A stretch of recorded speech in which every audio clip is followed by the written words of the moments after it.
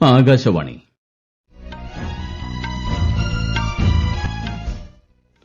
നമസ്കാരം. വാർത്തകൾ വായിക്കുന്നത് ഗോപകുമാർ.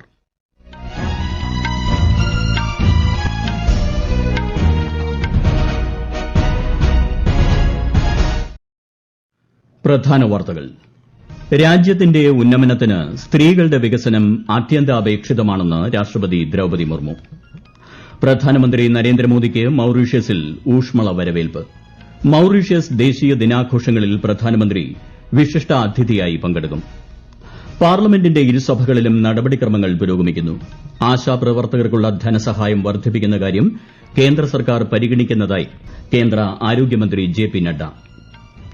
വയനാട് പുനരധിവാസം സംബന്ധിച്ച ഉപക്ഷേപത്തിന് അനുമതി നൽകാത്തതിൽ പ്രതിഷേധിച്ച് നിയമസഭയിൽ പ്രതിപക്ഷ വാക്കൌട്ട്.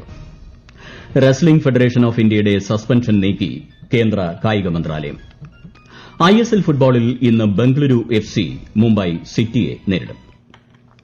വാർത്തകൾ വിശദമായി. രാജ്യത്തിന്റെ ഉന്നമനത്തിന് സ്ത്രീകളുടെ വികസനം അത്യന്താപേക്ഷിതമാണെന്ന് രാഷ്ട്രപതി ദ്രൌപദി മുർമു.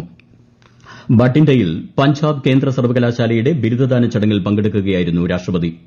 വിദ്യാസമ്പന്നരായ സ്ത്രീകളുള്ള സമൂഹം ശ്രേഷ്ഠവും വികസിതവുമായിരിക്കുമെന്നും രാഷ്ട്രപതി പറഞ്ഞു. महिलाओं का विकास समाज के विकास का दर्पण है. शिक्षित महिलाएं सुदृढ़ समाज का निर्माण करती हैं. मुझे पूरा विश्वास है कि बेटियां विकसित भारत के निर्माण के हमारे सपने को सुंदर स्वरूप प्रदान करेंगे. आपके संस्थान की सराहनीय विशेषता है. इस विश्वविद्यालय में छात्रों छात्राओं की संख्या लगभग बराबर है.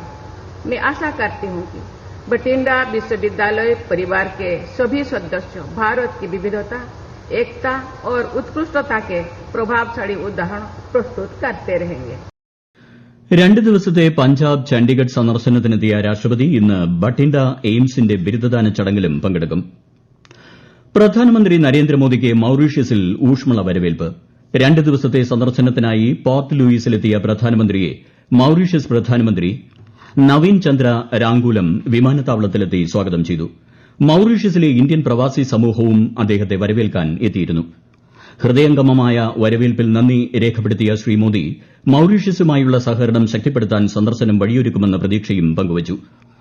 ഇന്ത്യൻ പൈതൃകത്തോടും സാംസ്കാരിക മൂല്യങ്ങളോടും പ്രവാസി ഭാരതീയ സമൂഹം പുലർത്തുന്ന ബന്ധം പ്രചോദനം പകരുന്നതായും അദ്ദേഹം പറഞ്ഞു. മൌറീഷ്യസ് പ്രസിഡന്റ് ധരംബീർ ഗോകുലുമായും പ്രധാനമന്ത്രി നവീൻ ചന്ദ്ര രാങ്കൂലവുമായും ശ്രീ മോദി കൂടിക്കാഴ്ച നടത്തും. മൌറീഷ്യസിൽ ഇന്ത്യൻ സഹായത്തോടെ നിർമ്മിച്ച 20 അടിസ്ഥാന സൌകര്യ പദ്ധതികളുടെ ഉദ്ഘാടനവും അദ്ദേഹം നിർവഹിക്കും. നാളെ നടക്കുന്ന മൌറീഷ്യസ് ദേശീയ ദിനാഘോഷങ്ങളിൽ ശ്രീ മോദി വിശിഷ്ട അതിഥിയായി പങ്കെടുക്കും. സമുദ്ര സുരക്ഷ, ശേഷി വികസനം, വ്യാപാരം തുടങ്ങിയ മേഖലകളിലെ നിരവധി കരാറുകളിലും ഇരു രാജ്യങ്ങളും ഒപ്പുവയ്ക്കും. പാർലമെന്റിന്റെ ഇരുസഭകളിലും നടപടിക്രമങ്ങൾ പുരോഗമിക്കുന്നു. ഡ്യൂപ്ലിക്കേറ്റ് വോട്ടർ ഐഡി നമ്പറുകൾ ഉൾപ്പെടെ വിവിധ വിഷയങ്ങളിൽ രാജ്യസഭയിൽ പ്രതിപക്ഷം ഇന്ന് പ്രതിഷേധം നടത്തി. തുടർന്ന് 12 വരെ നിർത്തിവച്ച സഭാ നടപടികൾ പിന്നീട് പുനരാരംഭിച്ചു.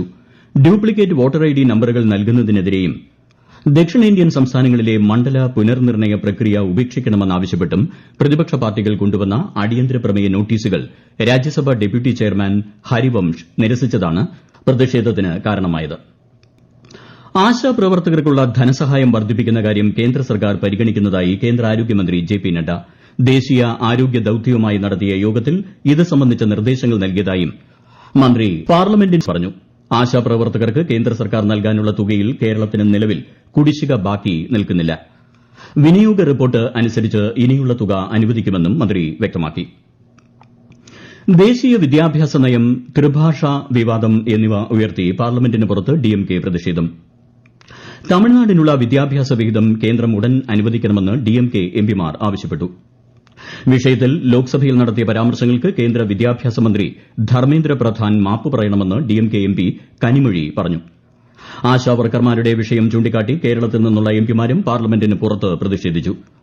ആശാമാരുടെ ഓണറേറിയം വർദ്ധിപ്പിക്കണമെന്നും ആരോഗ്യരംഗത്ത് നിർണായക സംഭാവനകളാണ് അവർ നൽകുന്നതെന്നും കെ.സി. വേണുഗോപാൽ എംപി പറഞ്ഞു. വയനാട് പുനരധിവാസം സംബന്ധിച്ച ഉപക്ഷേപത്തിന് അനുമതി നൽകാത്തതിൽ പ്രതിഷേധിച്ച് നിയമസഭയിൽ പ്രതിപക്ഷ വാക്കൌട്ട്. ഉരുൾപൊട്ടൽ ദുരന്തം ഉണ്ടായി 8 മാസം ആകാറായിട്ടും ദുരിതബാധിതരുടെ അന്തിമ പട്ടിക പ്രസിദ്ധീകരിക്കാത്തതും പുനരധിവാസ പ്രവർത്തനങ്ങൾ മന്ദഗതിയിലായതും സഭാ നടപടികൾ നിർത്തിവച്ച് ചർച്ച ചെയ്യണമെന്നാവശ്യപ്പെട്ട് പ്രതിപക്ഷത്തു നിന്ന് ടി സിദ്ദിഖ് ആണ് ഉപക്ഷേപത്തിന് നോട്ടീസ് നൽകിയത്. വയനാട് ദുരന്തവുമായി ബന്ധപ്പെട്ട് കേന്ദ്ര സർക്കാർ അടിയന്തര സഹായം നൽകിയില്ലെന്നും മനുഷ്യത്വപരമായ സമീപനമല്ല ഇതെന്നും ടി സിദ്ദിഖ് പറഞ്ഞു. വയനാട് ദുരന്തത്തിൽ പരിക്കേറ്റവർക്ക് ചികിത്സ സ്വയം നടത്തേണ്ടി വന്ന അവസ്ഥയാണെന്നും ജീവിതത്തിൽ എല്ലാം നഷ്ടപ്പെട്ടവരെയാണ് സർക്കാർ ഈ അവസ്ഥയിലാക്കിയതെന്നും പ്രതിപക്ഷ നേതാവ് വി ഡി സതീശൻ ആരോപിച്ചു. പുനരധിവാസത്തിൽ സർക്കാർ ആദ്യം കാണിച്ച ആവേശം ഇപ്പോഴില്ല.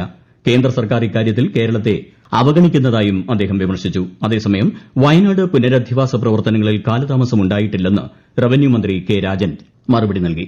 ദുരന്തബാധിതരുടെ എല്ലാ പരാതികളും കേൾക്കുമെന്നും സാധ്യമായതിനെല്ലാം പരിഹാരമുണ്ടാക്കുമെന്നും മന്ത്രി പറഞ്ഞു. എല്ലാവർക്കും അഭിമാനിക്കാനാകുന്ന പുനരധിവാസ പ്രവർത്തനങ്ങളാകും വയനാട്ടിൽ നടപ്പാക്കുക. ദുരന്തബാധിതർക്കുള്ള ടൌൺഷിപ്പിന്റെ തറക്കല്ലിടൽ ഈ മാസം 27-ന് നടക്കുമെന്നും മന്ത്രി അറിയിച്ചു. നോഗോ സോണിൽ പെടാത്ത സ്വകാര്യ ഭൂമികൾ ഉൾപ്പെടെ കാൽക്കുലേറ്റ് ചെയ്തുകൊണ്ട് ചൂരൽമലയ്ക്ക് ഒരു പുതിയ ഡിസൈൻ നമ്മൾ ഉണ്ടാക്കുകയാണ്. ചൂരൽമലയിലെ വ്യാപാരികൾ ഉൾപ്പെടെ പുനരധിവസിപ്പിക്കുന്നതിന് ജീപ്പ് ഓടിക്കുന്നവർ ഉൾപ്പെടെ അവർക്ക് പോകാൻ ഇനി ഇടയില്ല. അവരുടെ ജീപ്പ് തകർന്നിട്ടില്ല. അവരെ ഉൾപ്പെടെയുള്ളവരെ പുനരധിവസിപ്പിക്കുന്ന നടപടിക്രമങ്ങളിലേക്കായിരിക്കും നമ്മൾ പോകാൻ വേണ്ടി പോവുക.